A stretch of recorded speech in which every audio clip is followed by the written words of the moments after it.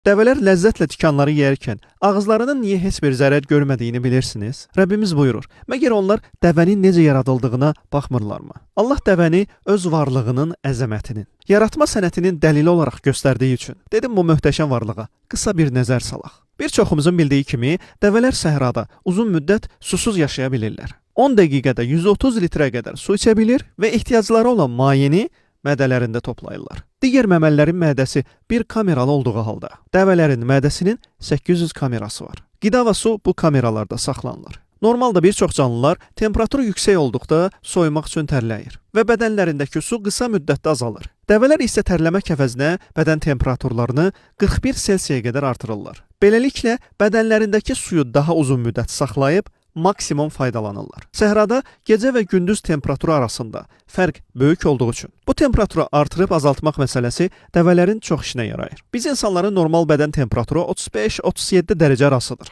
Bədən temperaturumuzdakı ani dəyişikliklər isə ölümlə nəticələnə bilər. Lakin dəvələr bu prosesi problemsiz həyata keçirir. 70 dərəcə isti, mənfi 50 dərəcə soyuğa tab gətirə bilirlər. Bayaq da qeyd etdiyim kimi dəvələr 10 dəqiqədə 130 litrə qədər su içə bilirlər. Belə olduğu halda suyun qandakı miqdarı həddindən artıq çoxalıb. Qanın həcmi isə 30% azalar. Başqa canlıların qan dövranı, qan həcminin bu dərəcədə azalmasına tab gətirə bilməz və ya qan hüceyrələri şib partlayardı. Ancaq dəvələr içdiyi suyu birbaşa qan damarlarına ötürür və digər orqanlar da bu dəyişikliyə görə tənzimlənir. Həmçinin dəvələrin qan hüceyrələrinin üzərində xüsusi osmos adlandırılan zülal təbəqəsi var ki, şən hüceyrələrin divarlarının gərilməsinin qarşısını alır. Qan hüceyrələri ekstremal dərəcədə elastik olduğu üçün suyu daha yaxşı saxlayır. Dəvələrin mükəmməl 3 qoruyucu göz qapaqları var. Şəffaf göz qapaqları eynək kimi heyvanın gözlərini qumdan qoruyur. Həmçinin gözləri qapalı ikən işığı görməsini təmin edir. Heyvanın qulağı çox tüklüdür və lazım gəldikdə bağlanıla bilən burun dəlikləri də var ki,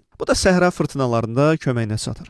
Bunu da qeyd edim ki, dəvənin burun deşiklərinin forması onlara su buxarını saxlayıb və yenidən bədənə maye kimi qaytarmağa imkan verir. Dəvələr çox dözümlü heyvanlardır. 400-500 kiloqram, hətta bəzi cinsləri 1 ton yükü 100 kilometr məsafəyə qədər aparmaq qabiliyyətinə malikdir. Günlərlə ac yaşamağı və hörgüclərində depoladıqları yağı sərf edərək hətta qalmağa bacarırlar. Həmçinin hörgüclərindəki yağı suya da çevirə bilirlər. Ən fərqli xüsusiyyətlərindən biri də ayaqlarının yumuşaq və kifayət qədər uzun olduğu üçün qar və qum üzərində rahat yeriyə bilmələridir. Quma toxunan kimi ayaqlarının altı yayılır. Bu sayədə quma batmaq və sürüşmək kimi mənfi halların qarşısı alınır. Dəvələr hətta qida sayılmayan kauçuk tikan kimi maddələr yeyirlər. Bu tikanlar ayaqqabını belə rahat deşə biləcəyi halda dəvəyə heç bir zərər yetirmir. Güclü dişləri, yarıq üst dodaqları və xüsusi ağız quruluşu sayəsində